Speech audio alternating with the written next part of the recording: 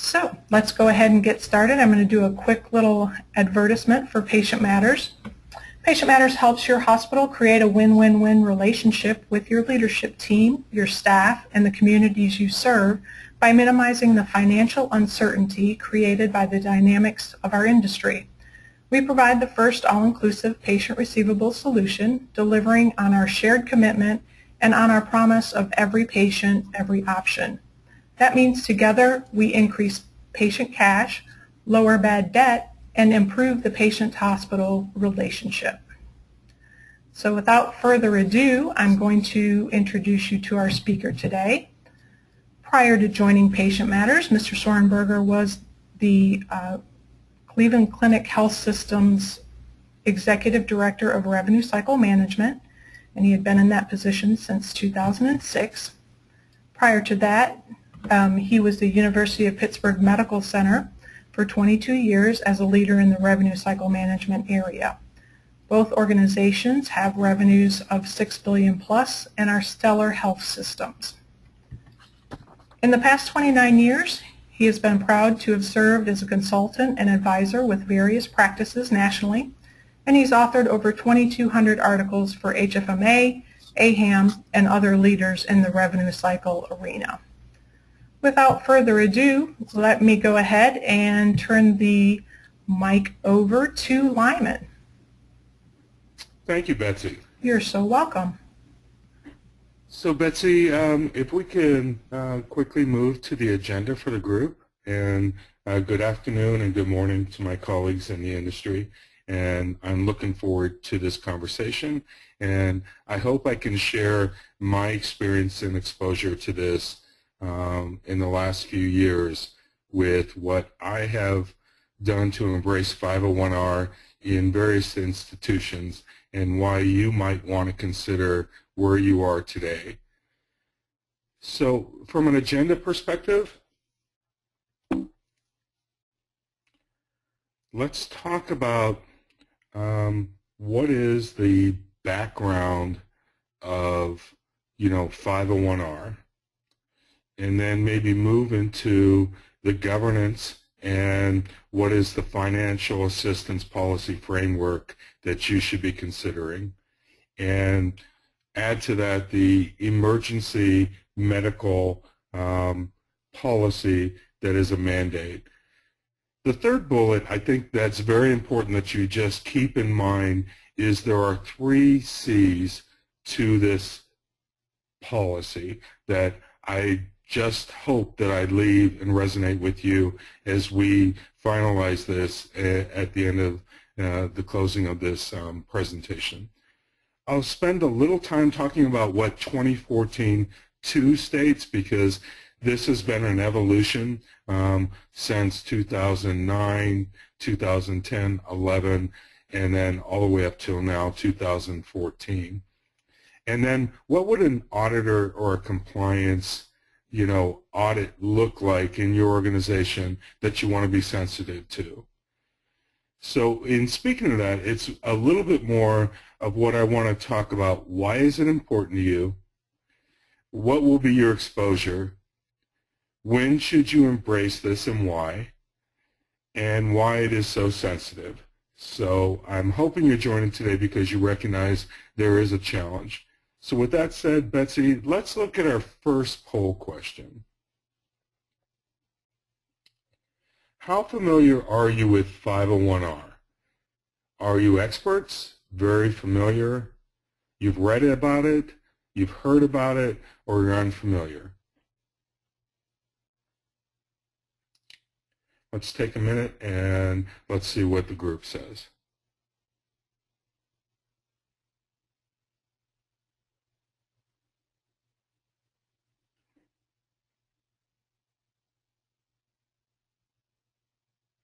Okay, Betsy, do we have the poll results?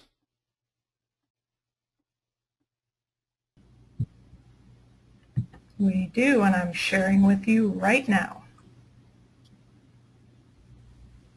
So it looks like we've got the highest, 42%, are unfamiliar with it.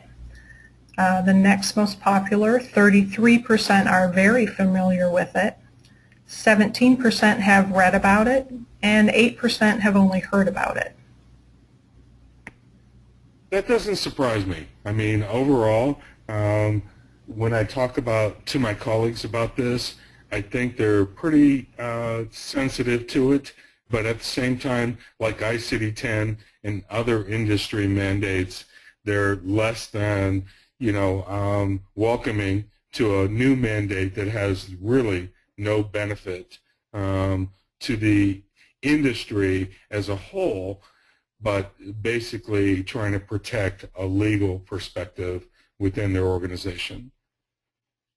And so we have another poll that we're going to look at here, Betsy.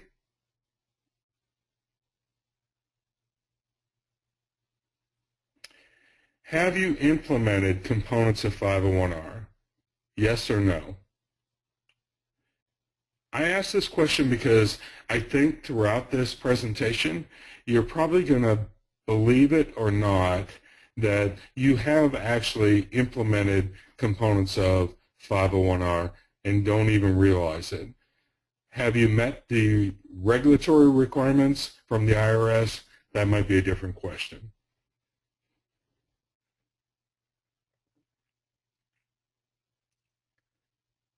So, Betsy, what are our poll results? The poll results are 56% of the people said no, and 44% of the people said yes. Very interesting. So this should be an interesting discussion. So let's talk about the three requirements. The top section of this, without going through the legalese of what are the requirements of 501R, these are the exact language from the IRS.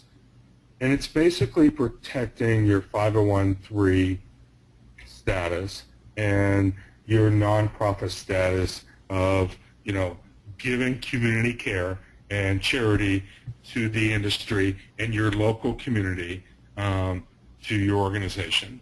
So that's the starting point from the IRS. When you look at what the three requirements are, is most important, you will need a written financial assistance and emergency care policy. And we'll talk to that in depth. What would that look like? How would you frame that to ensure that you meet the compliance? You have to limit the amounts charged for emergency or other medically necessary care to individuals eligible for assistance under the hospital financial assistance policy. And we're going to talk to that as well. And then you have to make a reasonable effort to determine whether an individual is eligible for assistance. And we're going to talk about the communication requirements, which seems to be a heightened sensitivity to what is the mandate around 501R.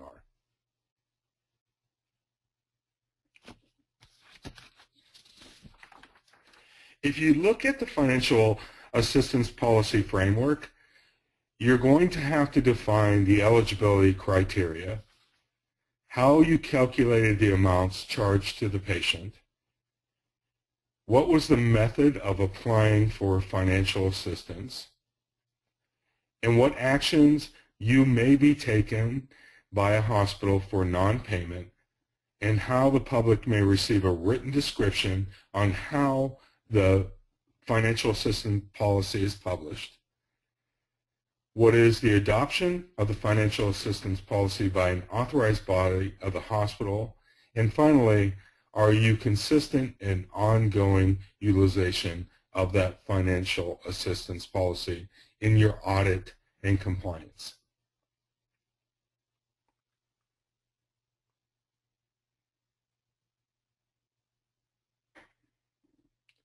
In summary, if it's finalized, the proposed regulation is really going to mandate that you are getting very specific.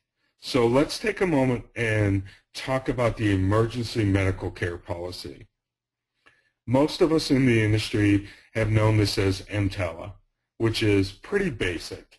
It means that, in your gatekeeping in the emergency room, you're going to have to triage the patient and not necessarily start to scrutinize them around payment opportunity, but more of discussion around what is their coverage, but not necessarily what is their cost or out-of-pocket expense. You cannot discriminate for any reason during that process, which most of you from an MTELA perspective understand that. It does prohibit you from demanding payment before care, such as MTELA has always stressed to the industry, to not do anything around asking for funds before the patient has been seen.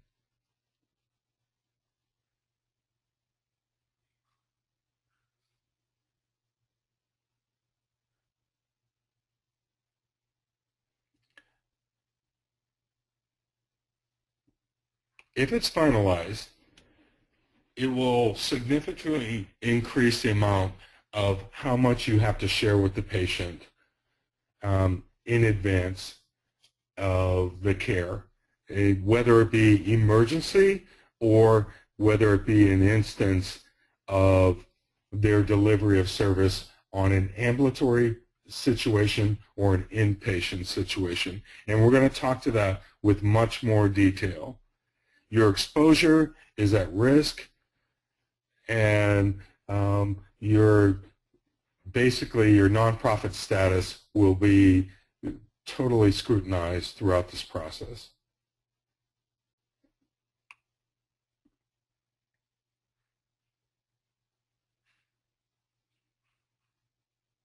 If it's finalized, 501R will include all financial assistance available, including all discounts and the amounts such as gross charges to which any discount percentages are applied. So keep that in mind when we go through the 3 C's. You're going to have to describe the method, how you determine what you are charging these patients. And I'm going to challenge you with some questions along that way as to what you might be looking at today or in the future. You're going to have to ensure that those individuals that are eligible are not charged more than what would be generally billed to those that have insurance. And what does that mean? And what is the question in the industry today? What efforts you can make and how you will communicate them, and how you will inform and notify residents of the community about the financial assistance policy. That's the CHENA program, CHNA, that I described. So now we're going to get into very specific details of each of the 3 C's. Keep this in mind because there's a little quiz at the end. So there are 3 C's of the 501R. The first one is the Community Health Needs Assessment, CHENA, as it's known. And in recent publications in the industry, there has been a penalty that says if you have not met the Community Health Needs Assessment requirement, you will be charged $50,000. That was published in the spring of 2014. We're going to talk about the communications. What is the requirement? And that seems painful as well. What will you have to do to communicate to your patients around your financial assistance policy, as well as what their options are in the industry? And then lastly, the most painful is probably how will you charge these patients and what are your options?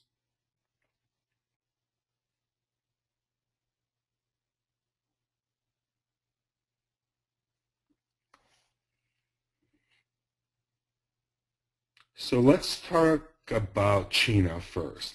That's the Community Health Needs Assessment. You can conduct a CHENA every 3 years, and that's a requirement.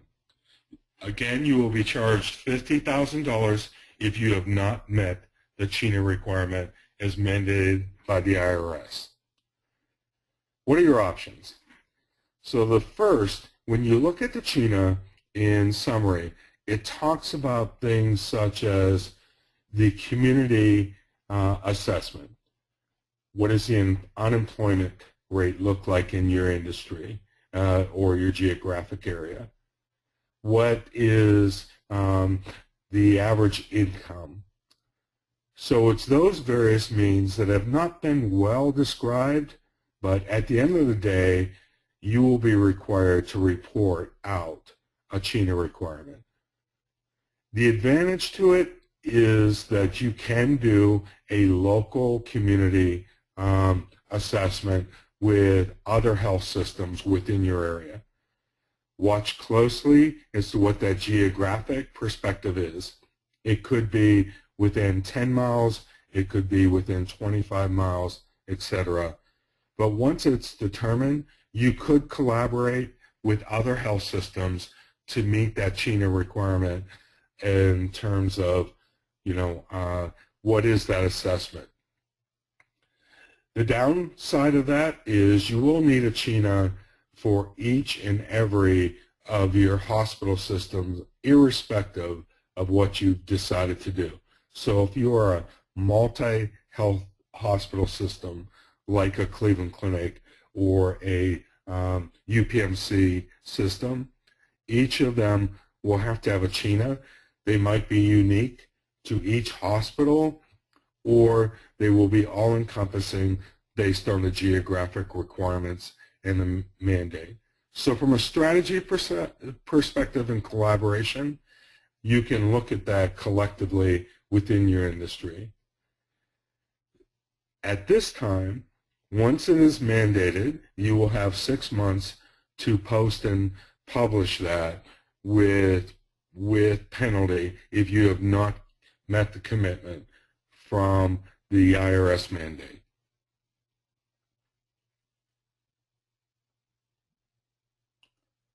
So let's talk about the second painful part of this process, which is even more painful than CHENA. Because at least CHENA, you have some opportunity to look at how you can strategically collaborate in the industry or do something more from a community perspective to support your patients as well as your health system. On a communication standpoint, you will need a written policy and procedure on financial assistance and emergency medical care. You will need an owner within your organization. That could be in your revenue cycle area. That could be as well as within the constraints of your legal department. That could be your compliance department. So be notified that someone needs to own it, and one of the first things from an audit compliance perspective that they will request is your policy and procedure and who owns it. So keep that on your radar. You'll have to have full disclosure of the administrative treatment of the patient. Everyone is so sensitive to this. What does that mean?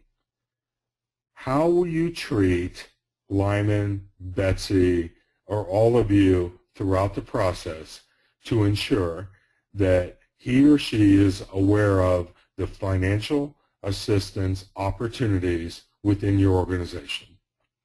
And that starts at scheduling and it ends in the back office of your billing office.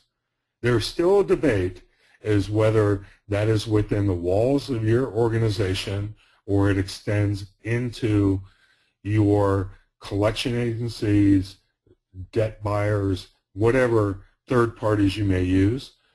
But at this time, however you treat the patient in your active AR, you will have to have full disclosure with every conversation as to what their opportunities are in terms of achieving or obtaining financial assistance. So let me stop there for a minute and talk about what you might have heard around the 120-day perspective. The 120-day perspective means that today you are possibly billing patients at day 1, and then day 30, day 60, day 90. Then they get a collection letter. Or you might have some semblance of that. What this says is you will treat all patients the same. So today, I might at hospital A say, well, at day 90, the patient gives me some, script around their ability to pay, and I make an exception. Gone is that opportunity. You will treat all patients the same, whether you like it or not, under this policy of 501R as it relates today. That could change, and there's a lot of argument around it. So if you're doing propensity to pay, and you're possibly saying, well, at day 60, it's likely Lyman's not going to pay, you can accelerate the billing. That is not a byproduct of this policy as it exists today. It means you will be very methodical. Every patient will be treated the same, and that policy will describe that with your communication plan and from a policy. So Betsy, what I will offer to the group is I have a template of what a policy may look like that has been used within PatientMatters.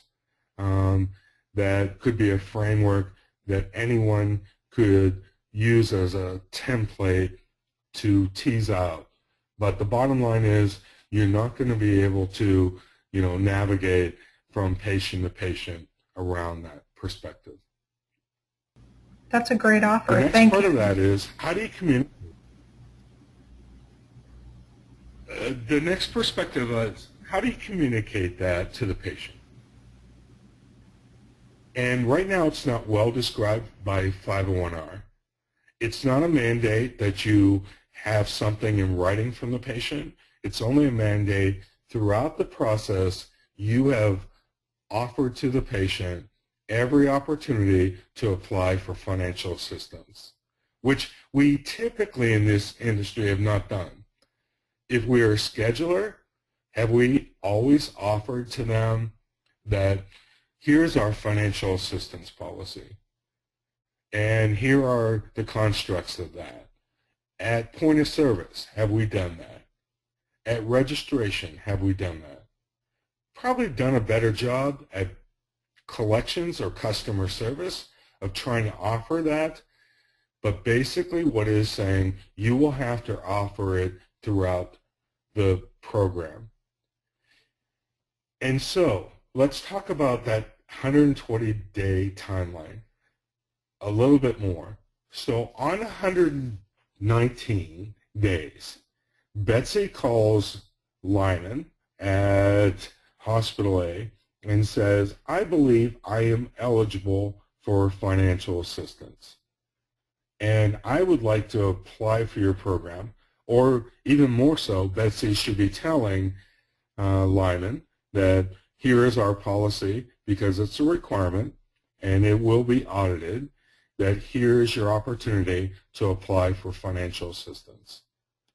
You need to recognize that that clock will restart for Betsy at day 119, and she will have an opportunity to apply for charity within your organization for another 120 days. That has not been the history of most practices. You might have said to them, I'll give you 30 days, or I expect to hear from you within 2 weeks, Betsy. That is not the way the law is written today.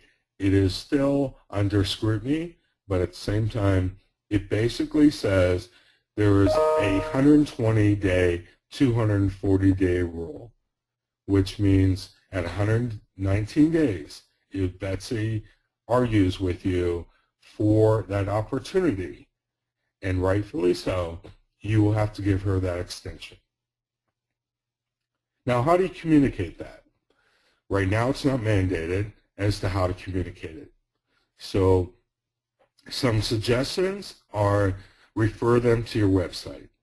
Others are, if you're using early out vendors, then it's communicated well within that forum as well. So can you just say, go to our website and make sure it's well published on your website as to what your policy is for assistance options. At a front desk option, from a face-to-face, or from a financial counselor, you could offer a tent card. So again, in today's world, with that mandate, it's simple as you need to communicate it. And keep it as simple as possible is my recommendation. If you get into a complex discussion online or face-to-face, it is going to be very troublesome within your organization. So at this time, I would keep it basic as to how you can simply share that with them.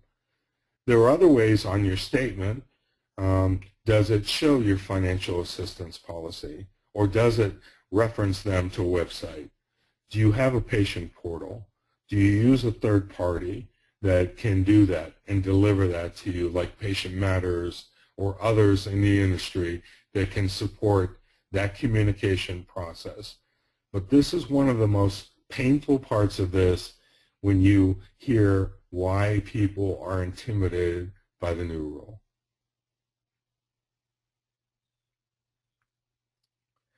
So let's talk a little bit about charging.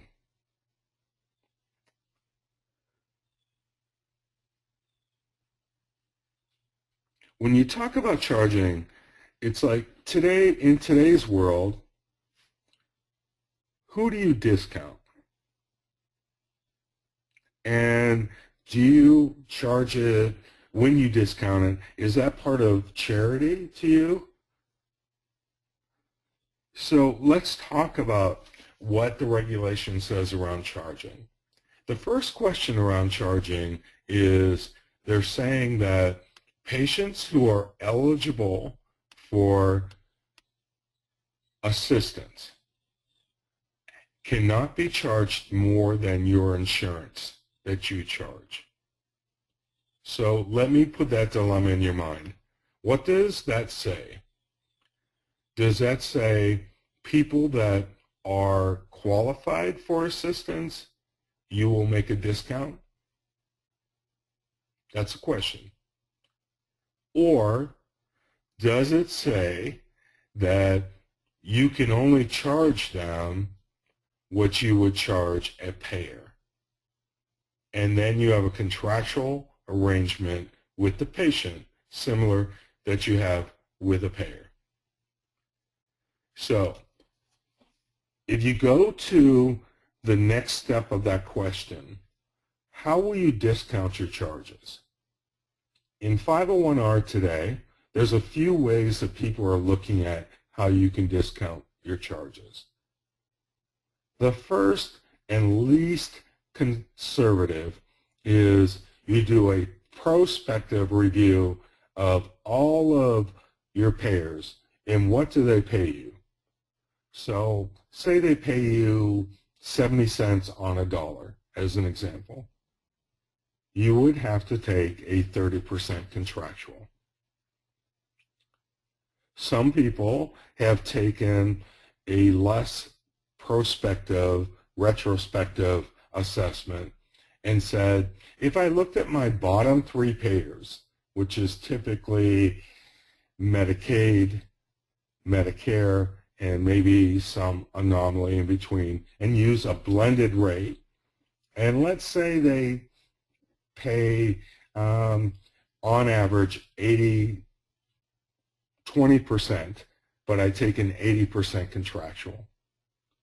That's obviously less conservative, or more conservative, I'm sorry, from an adjustment perspective than if you took a blended rate of all your payers. So what you hear in the industry is, how do you make that adjustment?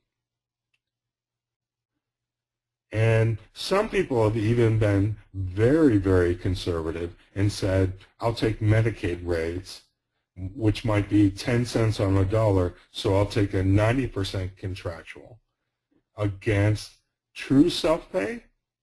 That's a question. Or is it true against anyone who might be eligible for charity? So that's been a challenge. So keep that in mind from the perspective of how you will charge it. Now, that said, your challenge will be, it'll be a significant financial risk to your organization. So in organizations, I have implemented this with somewhat of a conservative approach of a 3 blended. They felt a significant contractual situation on the reserves. So be sensitive to that, and be sensitive that if and when it is mandated, you will have a short period of time to do this. And so that means that, have you done some financial assessment of what it might mean to your organization if you have not embraced a discount to the charge to either a patient who might be eligible for assistance or all true self-pay? It's something you really have to think about. The next part of that, are you going to take it to charity? The first commentary period of 501R says you cannot take it to charity. It is a contractual arrangement between you and the patient, similar to what you have with insurance. So at first blush, the answer is it is not a charitable event. So if you embrace it today or embrace it soon, recognize that you want to keep that carved out. What does that mean? Create a separate revenue code around that adjustment. So in the event of however that plays out within the industry, that you take the appropriate benefit or credit to your organization, and it's not buried in a contractual within your system. Any questions on that? Because that's the hardest and most painful discussion. So Betsy, let's move into what will it look like when you move into an auditor and compliance role. And these come strictly from the IRS, from the commentary period. And what will they do? The first thing they're going to do is look at the work plan and your policy and procedure, and were they properly implemented and consistently followed, and are they controlled? Do you have those controls, and who owns it? Does your billing system track that? So your billing system may track whatever efforts you have made, but I suggest, as I mentioned around charging, as I mentioned around other opportunities, you create some mechanism to where this is carved out from an internal control perspective, that when they audit you, you can validate what efforts you have made, particularly around the charging perspective. Was the patient billed the correct amount? That billing amount has to start at the date of charge. That isn't the date of billing. It is whenever you have entered a charge, that contractual has to happen immediately with your patient and be demonstrated throughout the process.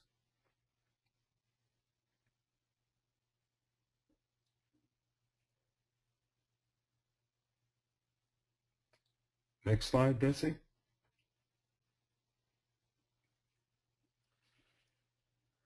Did you calculate it correctly is important. Does the billing system have that control? As I mentioned, is it tracked? Do you have a mechanism internally or through your system? And I think you're at risk if it's only on a free script from your employees. I think it needs some standardized coding concept of what efforts were made to validate that. What happened in your emergency room is important, but most of you, I suspect, between MTELA have done or rendered some controls around that. So, in the short and dirty, Betsy, let's move quickly to our quiz for questions.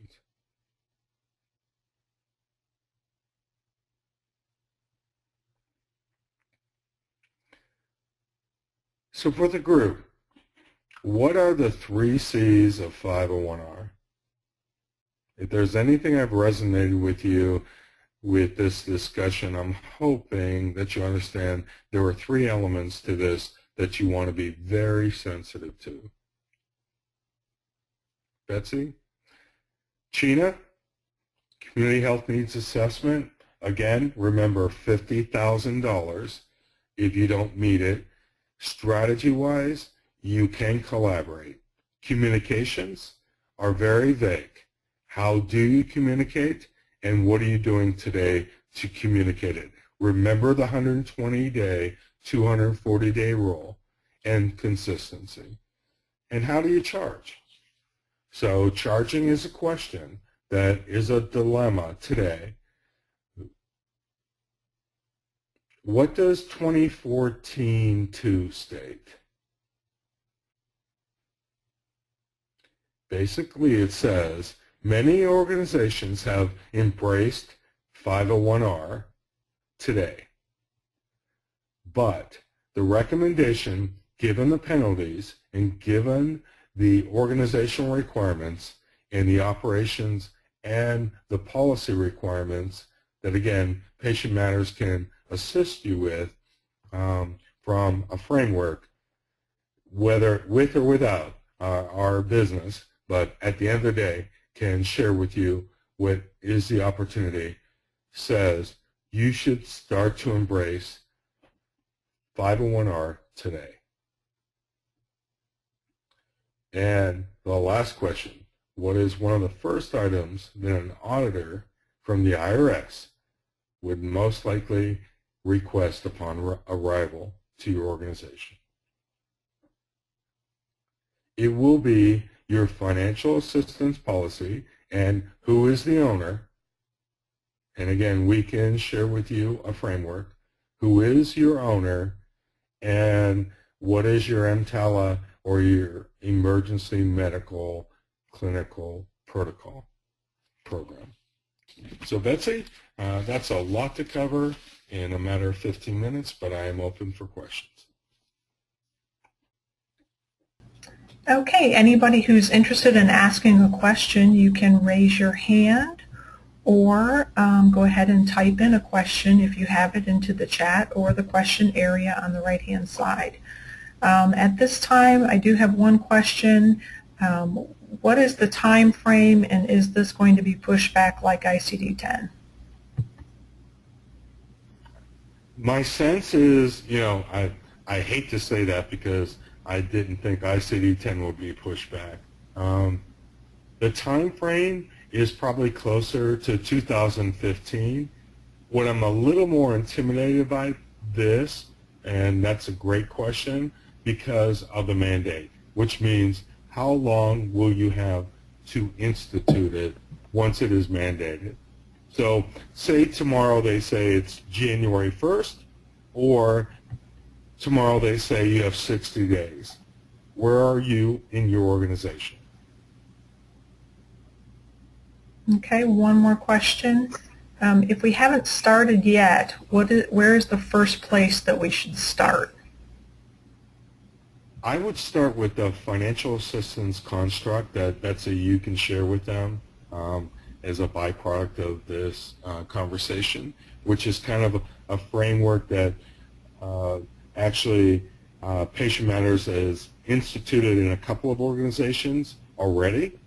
And it might be a modified adoption, which means maybe you're not ready for their charging discount. And if you're not, I would recommend that you at least look at what it might mean to you financially if you had to follow any of the few prototypes that I gave to you. So that would be one. The second would be just the basics of what would a policy look like, and Patient Matters can deliver that to you, and then you can migrate it or mitigate it to the details. I will tell you that a typical financial assistance policy might be 3 pages. This is looking much more like 20 to 25 pages, and that's why it's so intimidating and cumbersome. Okay. I don't actually have any more questions for you, Lyman, but I did want to make it aware again one more time. If you're interested in receiving that information that Lyman talked about, you can go ahead and email at info@patientmatters.com, and we will make sure that we get that information to you. I want to thank everyone for being on the call today, and I hope you have a wonderful afternoon. Thank you, Lyman. Thanks, Betsy.